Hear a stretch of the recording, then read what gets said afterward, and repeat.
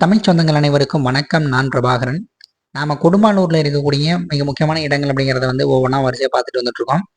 அந்த வகையில இன்னைக்கு 63 நாயன்மார்கள்ல ஒருவரா இருக்கக்கூடிய இடங்கலி நாயனார் பற்றிய தகவல்களை தான் இந்த வீடியோல நம்ம பார்க்க போறோம்.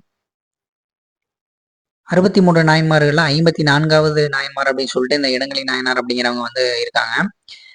இந்த இடம் அப்படிங்கிறது, அதாவது இவருக்கான கோவில் அப்படிங்கிறது நம்ம முசுகுந்தீஸ்வரர் கோவில் பார்த்துருப்போம். ஸோ அந்த கோயிலுக்கு பக்கத்துலேயே பார்த்தோம்னா ரொம்பவே பக்கத்தில் அமைஞ்சிருக்கு.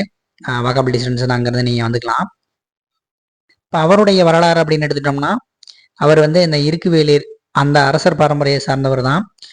இங்கே கொடும்பாலூரை தலைநகராக வச்சு ஆட்சி பண்ணிட்டு இருந்த ஒரு மன்னர் தான் இடங்கலி நாயனார் அப்படிங்கிறவர். அவருடைய ஆட்சி காலத்தில் ஏகப்பட்ட சிவாலயங்களை எழுப்பி அதுக்கு பார்த்தோம் அப்படின்னா நமக்கு பணிகள்லாம் பண்ணியிருக்காரு அப்படின்னு சொல்லி சொல்கிறாங்க. அவர் மன்னர் ஆட்சி பண்ணிட்டு இருந்த சமயத்தில் அந்த ஊரில் இருக்கக்கூடிய சிவனடியார்களுக்கு ஒரு சிவனடியார் பார்த்தோம் அப்படின்னா டெய்லி சாப்பாடு தானமாக கொடுத்துட்டு இருந்திருக்காரு.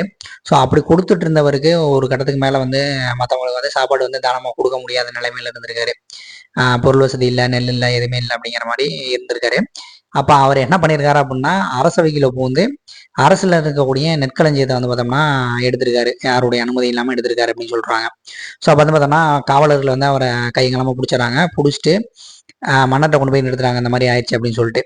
ஸோ அதை விசாரிச்சு பார்த்தா இடங்கலி நாயனார் என்ன சொல்றாரு அப்படின்னா, அவருக்காக பார்த்தோம்னா அந்த நெல்லை எடுக்கல, அவர் சிவனடியார்களுக்காக தான் எடுத்திருக்காரு அப்படிங்கிறத புரிஞ்சுக்கிட்டு அரசவையில் இருக்கக்கூடிய எல்லா நெற்களஞ்சியம் மட்டும் இல்லாமல் பொன் பொருளும் கூட பார்த்தோம்னா சிவனடியார்களுக்கு போய் சேரணும் அப்படிங்கிற மாதிரி அறிவிச்சதா சொல்றாங்க. அதை பற்றிய குறிப்புகள் பார்த்தோம் அப்படின்னா, பெரிய புராணத்துல நமக்கு இடங்கலி நாயனார் அப்படிங்கிறதா ஒரு பாடல் தொகுப்பே இடம்பெற்றிருக்கு. இதெல்லாம் தான் இவர் பற்றிய சுருக்கமான தகவல்கள். எல்லோருக்கும் இனிய சுதந்திர தின நல்வாழ்த்துக்கள். மற்றும் ஒரு நல்ல தகவல்களோடு மீண்டும் சந்திக்கிறேன். நன்றி, வணக்கம்.